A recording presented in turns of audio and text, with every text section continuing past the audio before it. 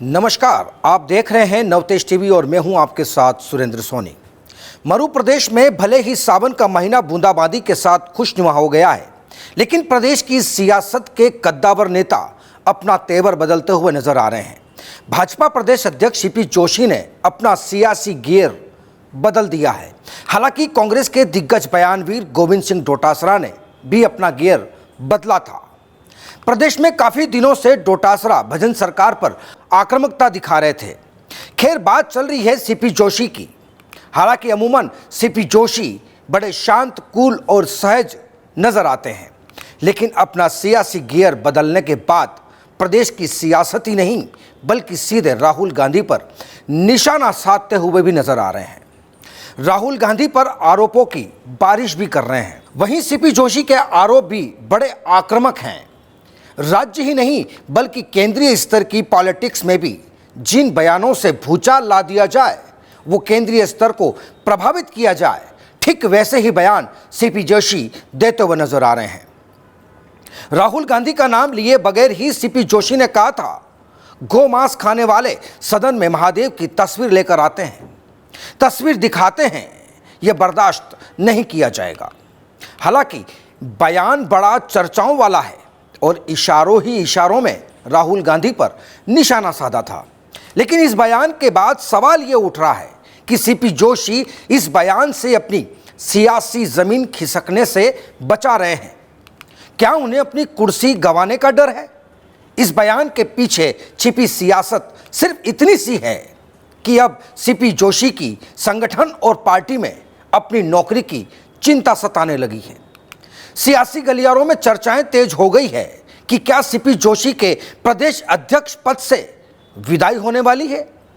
वहीं सीपी जोशी अपनी कुर्सी बचाने के लिए केंद्रीय नेतृत्व के सामने अपने नंबर बढ़ाने के लिए अब वो राहुल गांधी पर निशाना साध रहे हैं। आपको याद होगा कि जब सीपी जोशी को प्रदेश अध्यक्ष बनाया गया था, तब वो गाहें बगाहें यही बोलते हुए नजर आ रहे थे कि मैं टीम मोदी का हिस्सा हूं, मेरी कोई टीम नहीं है।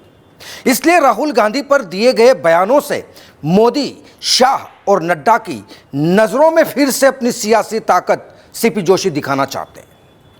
हालांकि प्रदेश की भाजपा में दो बड़े पदों पर ब्राह्मण चेहरे हैं। पहले मुखिया भजनलाल शर्मा और दूसरा सीपी जोशी का। वहीं भाजपा में अंदर खाने चर्चाएं ये भी चल रही हैं कि प्रदेश में ब्राह्मणवादी सरकार का भजन सरकार पर ठप्पा लग चुका है। यानी कि एक तरफ मुखिया भजनलाल शर्मा भी ब्राह्मण वर्ग से हैं और दूसरी तरफ प्रदेश अध्यक्ष सीपी जोशी भी ब्राह्मण वर्ग से हैं। हालांकि इसका नुकसान भाजपा को लोकसभा में नजर आया था।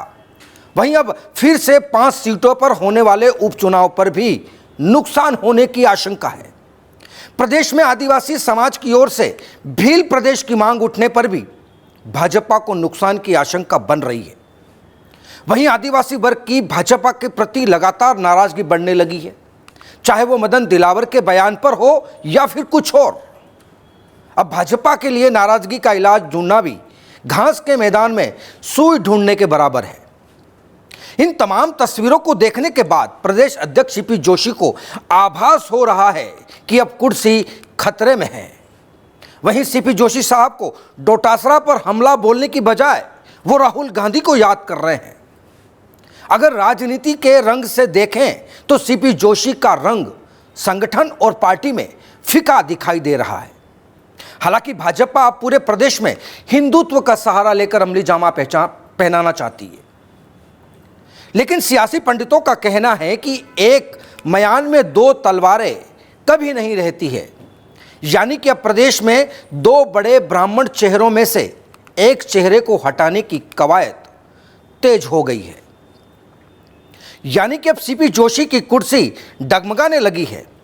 हालांकि प्रदेश में सीपी जोशी के इस बयान के बाद कांग्रेस भाजपा पर और उग्र हमलावर हो गई है। प्रदेश भर में सीपी जोशी का विरोध हो रहा है और पुतले भी जलाए जा रहे हैं।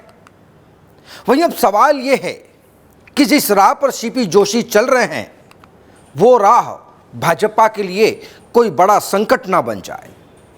हालांकि सीपी जोशी अपनी कुर्सी बचाने के लिए जो बयानों की बैटिंग जरूर कर रहे हैं, लेकिन यह बैटिंग भाजपा संगठन और सीपी जोशी के लिए कितनी मददगार होगी, इसको देखना भी दिलचस्प होगा।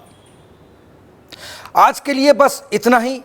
फिर मुलाकात होगी किसी और सियासी अखाड़े के किसी खास मुद्दे पर। तब तक के लिए नमस्कार।